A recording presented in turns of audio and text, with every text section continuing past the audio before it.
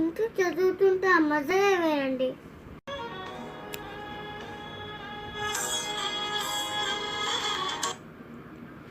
Hello శాంతిని,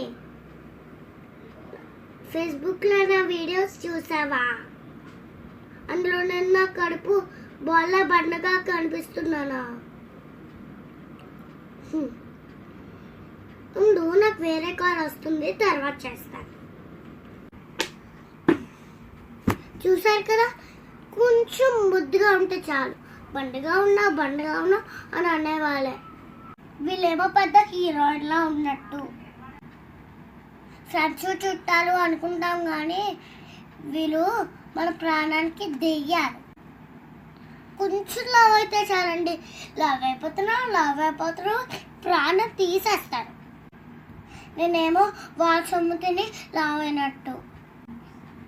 ఒకరు వస్తారు డాన్స్ చేయించండి అని అంటారు, ఇంకోళ్ళు వస్తారు మీ అమ్మతో స్కిప్పింగ్ చేయించండి అని అంటారు. నాకు తెలియక అడుగుతున్నాను, నేను లావైతే వాళ్ళకి ఏం నష్టం? అసలు ఈ సినిమా ఓన్లీ డైరెక్ట్లీ అనాలి.